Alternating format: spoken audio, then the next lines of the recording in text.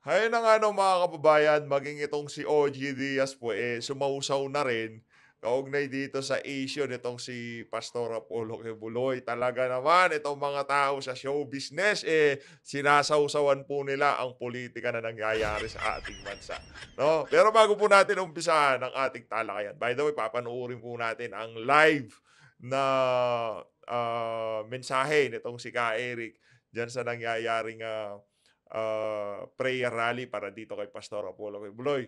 Shoutout muna po natin yung ating mga bagong membro 'no, dun sa mga hindi pa po naka-member diyan, sobrang, mura lang po ng membership dito kay PH Update 'no, sobrang mura lang. I-click niyo na po diyan sa baba yung membership, sobrang mura lang po. Magpa-member na po kayo. Shoutout po sa lahat ng bagong member natin. Maraming salamat po, mga madam, mga sir, maraming salamat po sa pagpapa-member sa PH Update. Ilagay ko lang diyan, shoutout po sa inyong lahat. Maraming salamat po sa pagpapa-member 'no, shoutout po sa inyong lahat. Dito kay Ma'am, Sisa OFW, Carmis, Marisol Polangkos, Zaira Quijada, shoutout po sa inyong lahat mga madam, mga sir. Thank you po sa pagpapa-member sa PH Update. Sa mga hindi pa po member, i-click nyo lang po yung, membership sa baba. Alam ko yung, GCash puwede niyong gamitin diyan. Pa-member na po kayo mga kababayan 'no, para marami po tayong pangkape. Ayun na nga 'no mga kababayan, unahan na po muna natin itong kay ano, kay OG Diaz. Yan na nga ba sinasabi natin? Lagay lang po natin 'to dito para at least, yung kung, mapapanood po ng mga bagong member natin 'to, makita po nila na shinoutout natin sila 'no.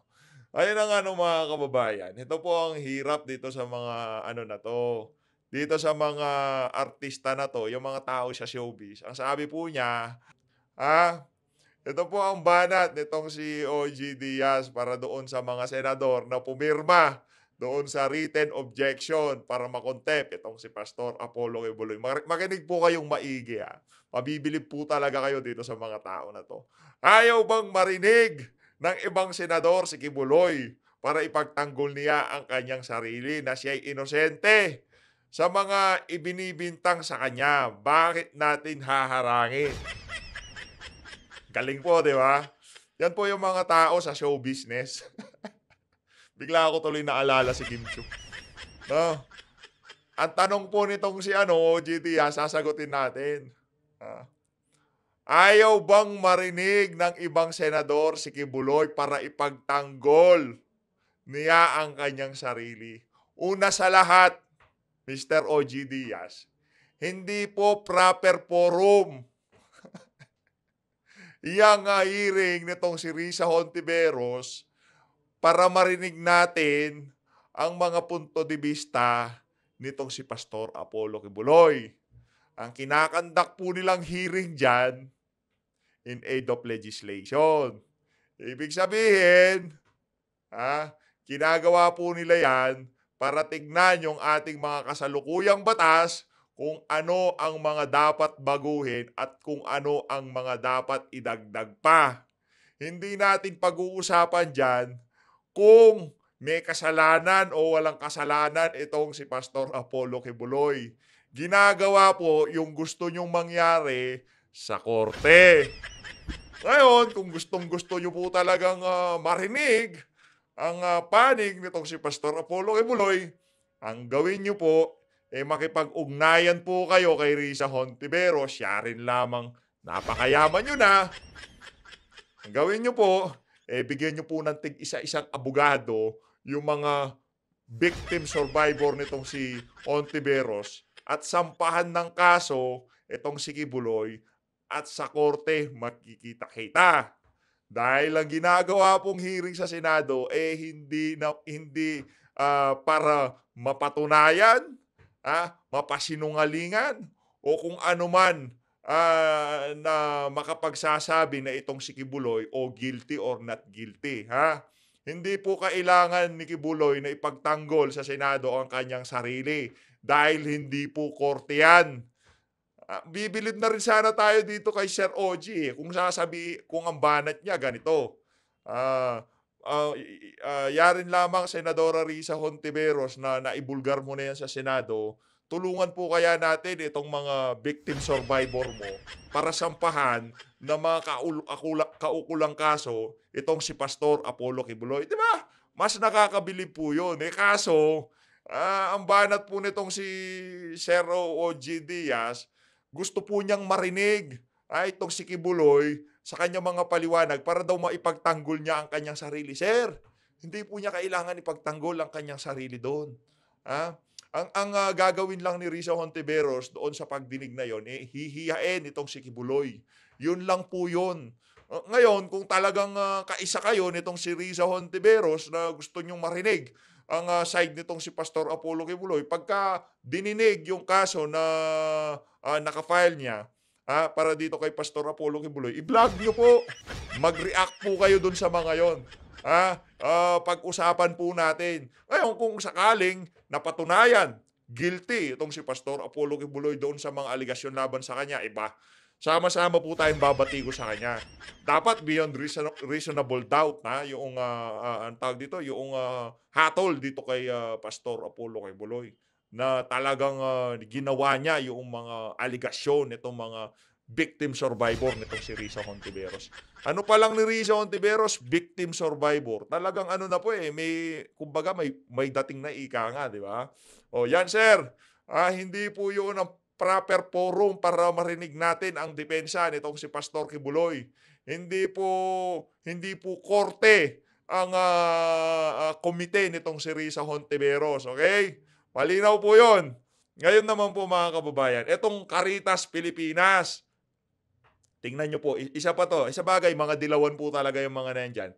Ang sabi po dito sa post ng politiko, Caritas Pilipinas, the humanitarian and advocacy arm of the Catholic Bishop Conference of the Philippines, CBCP, has urged lawmaker to continue to pursue the truth in the allegation against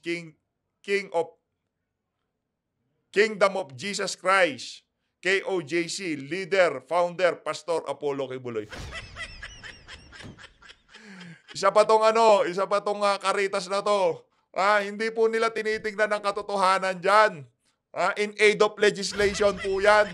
Isa pa kayo, hindi po korte yung... Sakit sa ulo, no? Kung ang mga kababayan natin mapapanood at maririnig, mababasa itong mga to, baka meron pong mauto itong mga ganitong klaseng banat ng Caritas Pilipinas na yan. Ano daw po yan? The humanitarian and advocacy arm of Catholic Bishop Conference of the Philippines. Yeah. Gusto daw po nilang ituloy ng mga senador ang paghalungkat sa katotohanan sa mga aligasyon dito kay Pastor Apollo Kibuloy. Hindi po 'yun ang proper forum para tignan kung yung mga katotohanan sa mga aligasyon ng mga nagpaparatang kay Pastor Apollo Kibuloy. 'Yun po yung pinakapangit na forum. Dapat dalhin yan sa korte. Abogado, magpapatagisan. Questionin yung mga victim survivor ni Risa Hontiveros. Kung kailan nangyari, anong nangyari, bakit sa katagal-tagal ng panahon, ngayon ka lang umiiyak.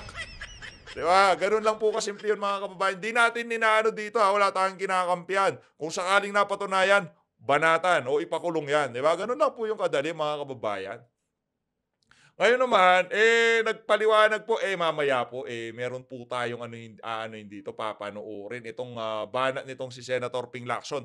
Para doon sa mga politiko, ginagawang puhunan ang ayuda para sa susunod na mga eleksyon.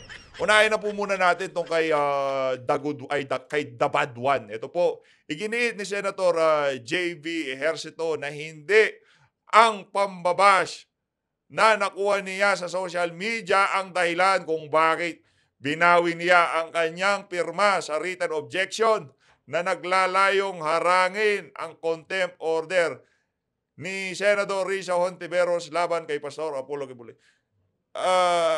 Ikaw naman, pasimple ka pa The bad one naman.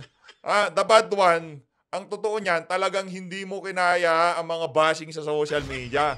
Pero sa totoo niyan mga kababayan, naging mas katawa-tawa lang siya. Tingnan niyo naman po ang ang emoji. Naging katawa-tawa ka lang. Sabagay di naman sukatan yung emoji na yan, kalahati sa mga yan trolls yan 'no, trolls po yang mga yan. Yung hindi trolls, yung mga nagpapa-member kay PH Update, yan po hindi trolls yang mga yan. Kaya kung di pa po kayo member, i-click niyo na po yung, membership button natin diyan. Mahal pa po yung isang, kilong bigas diyan sa membership natin. Tignan niyo, i-check niyo po, i-check niyo. Mahal pa yung isang kilong bigas. At dito mga kababayan, talaga naman 'pag napapanood niyo si PH Update, sasaya kayo. Senator, JB, 'wag na tayong magbulahan. Kaya po kayo kumambyo pa atras dahil maraming, bashing ang inabot niyo sa social media. Pakinggan po natin itong kay, Senator Ping Lacson. Ito po kasi, bago natin panoorin, ano muna, ang problema po kasi dito sa ating mga politiko ngayong mga panahon na 'to, ginagamit ang ayuda para makaposisyon ng maayos sa mga susunod na eleksyon. Imagine, naglaan po sila ng 26.7 billion para diyan sa ano na yan, diyan sa AKAP na yan, na hindi alam ng DSWD ang programa. Ngayon, yung napanood nating interview ng isang congressman, ang sabi po doon, mula kay congressman, yung mga congressman pwedeng magbigay ng rekomendasyon sa DSWD para doon sa mga benepisyaryong qualified dito sa AKAP na to. Yun po ang problema dito. Pwedeng gamitin ng mga crocodile dyan yung mga ganyang klaseng ayuda na galing sa pamahalaan. Linuluto po tayo sa ating sariling mantika. Mantakay mo yung galing sa atin ng pera, ipapalabas nila na galing sa kanila yung pera at ibibigay nila sa ating mga kababayang mahirap para sa susunod na eleksyon. Sila ang iboboto. Pakinggan nyo po mga kababayan. Kasi yung mga butante, Ayan po, pakinggan natin. Yung mga politikong namumudmod, hindi lang, pera rin nila yun. Hindi lang sa hindi obligasyon ng mga senador at kongresista ang mag-distribute ng tupad, AIC at kung ano-ano pa. Illegal yan, bawal Illegal. yan. Dapat ang nagdi-distribute doon, DSWD. Ahensya. Ang papel lang ng Congress, mag-legislate, hindi mag-implement. Kasi yung mga botante, tinataw nilang utang na loob. At ito naman politik, pag hindi ka namigay, baka hindi ka maboto. Sumama yung kalakaran. Kung ang kalakaran lang ng budget, napunta lang sa dapat puntahan, siguro atenso na ang Pilipinas. Ayun ang ano mga kababayan. Ito yun po talaga ang problema natin dito sa ano na to. Yung mga nasa pwesto, imagine meron po silang ganong kalaking pondo na hinahawakan at katakataka pa na bakit sa 2024 budget nila dinala yung AKAP na yon. Dahil ba sa 2025 midterm election? Doon po ba gagamitin yung AKAP fund na yon? Imagine, pati itong si congressman makakapagbigay ng rekomendasyon sa DSWD kung sino yung mapagbibigyan nitong AKAP na to. Yang tupad, wala po talaga eh. Hindi po pasulong ang takbo ng ating bansa, paatras po tayo. Yung pinoprogram nila yung utak ng mga Pilipino, ayuda. Ayan na si congressman, bibigyan kanya ng pera. Iboto mo si congressman dahil at least ngayon si congressman may nakuha ka. Doon sa huling congressman, walang binigay sa inyo. Diba? Ganon po ngayon ang kalakaran. At yun ang napakalaking problema po natin mga kababayan. Linuloko na po tayo nitong mga politiko na to. Siyempre, for example, si politician A namigay ng ayuda. Si politician B hindi namigay ng ayuda. Sino iboboto? Siyempre si politician A. Kahit gaano pa kagaling si politician B, hindi nila iboboto yan. Kahit itong si politician B, mas higit pa sa 5,000 ang kaya niyang ibigay na serbisyo pagka siya naupod. Dahil hindi siya nabigyan ng pagkakataon, hindi siya naupo, nabigyan ng pagkakataon itong crocodile na to, wala po. Hindi po tayo susulong. Mag-ingat po tayo mga kababayan. Mag-ingat po tayo. Dumako po tayo dito mga kababayan, ang sabi po dito sa report ng balita. Nagayag ng suporta ang Liberal Party kay Senator Risa Hontiveros hinggil sa pag-issue ng arrest warrant laban kay Kingdom of Jesus Christ, KOGC leader, Pastor Apollo Quibulay. Ang bago dyan, kalokohan niya. Nandiyan pa pala yung PDP laban. Hindi pa ba dinisolve yung party na yan? I-dissolve nyo na yan. Lahat ng lumalabas na leader dyan, di mapagkakatiwalaan. Ha? Wala. Naku po, yari tayo dyan. Pakinggan po natin to si Ka Eric. Maraming salamat. Ka Eric, wala ka ng boses, sir. Mangyaring ano muna po kayo. Pahinga muna. Wala na po kayong boses, sir Ka Eric, no? Sambayanang Pilipino, kabataang Pilipino, at buong mamamayan na nagtitipon-tipon sa ika-6 na araw dito sa protesta ng mamamayan sa Liwasang Bonifacio at buong daigdig. Mabuhay ang Pilipino! Mabuhay! Mabuhay ang Pilipino! Mabuhay! Daming tao, grabe ho. Naku po. Dumadagundong, hindi umihina, lalo pang lumalakas, lumalawak at palaban ang tindig ng nagagalit na mamamayang Pilipino. Ang tao, ang bayan, hindi magagapi. Ang tao, ang bayan, hindi magagapi. Ang tao, ang bayan, hindi magagapi. Ang tao, ang bayan, hindi magagapi. Tao, ang bayan, hindi magagapi. Ang tao, ang bayan, hindi magagapi. Maraming salamat din ang ating ipinapaabot sa mga mapagmahal ng ating bayan at gumagalang sa karapatan ng mamamayan na malayang magtipon at magpahayag, lalo na po ang mga kaibigan natin at tagapagtanggol ng mamamayang Pilipino, ang Armed Forces of the Philippines at ang Ayun. Philippine National Police. Maraming salamat sa inyong pagrespeto, paggalang at pagpataguyod sa karapatan ng mamamayan na maging malaya, mapayapa ang paghahayag dito sa Liwasang Bonifacio. Thank you, AFP and PNP. Mabuhay ang mga kapulisan! Mabuhay! Mabuhay ang mga kasandaluhan! Mabuhay! Sa loob ng 55 taon, ang grupong dati kong sinamahan at ngayon ay nilalabanan ko ng ubod, lakas at tapang kasama kayo. Ang tinutumbok ko ay ang CPP, NPA, NDF, ang kanilang madugo, marahas at pumapatay na ideolohiya ay kumitil ng higit kumulang 50,000 buhay ng mga Pilipino sa panahon na walang nagaganap na pandaigdigang digmaan sapagkat dahil lamang sa bulok at marahas na uri ng ideolohiyang pilit nilang ipinalaganap sa ating bansa. Ito ang dahilan kung bakit hindi tayo umuunlad sa loob ng mahigit 5 dekada na. CPP, NPA, iparinig natin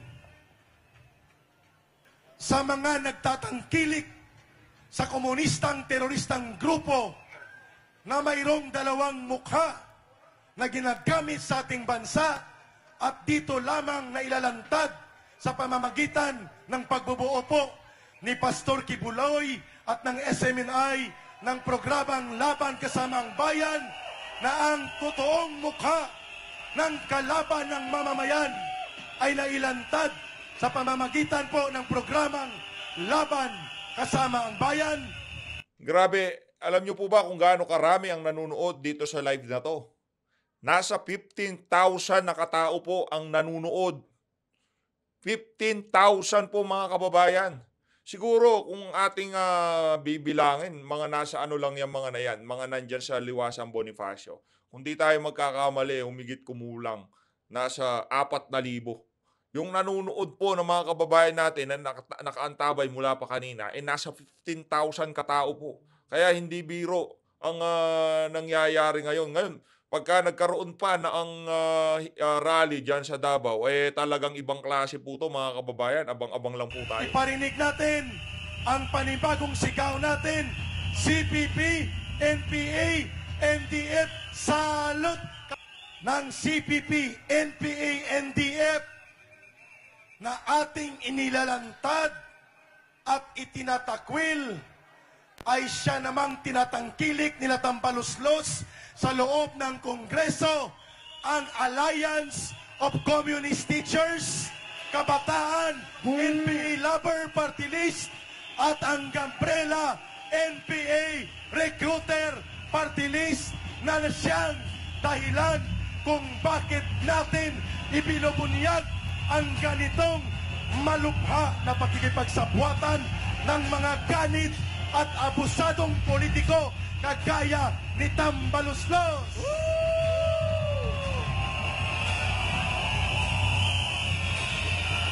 CPP, NPA, NDF. Ayun na nga no, mga kababayan, ibang klase po ang nangyayaring rally ngayon dyan sa Liwasan. Mamaya, antabay lang po kayo. Papanoorin naman po natin yung nangyayari sa Davao. Maraming salamat po. Mag-ingat po kayong lahat. To God be the glory. Hasta la vista, baby. Maraming salamat. Ka Eric, vitamin C tapos tulog para bumalik yung boses. No? Tulog muna yan. Tulog. Dahil parang kulang ka sa tulog, wala ka ng boses. Pahinga muna.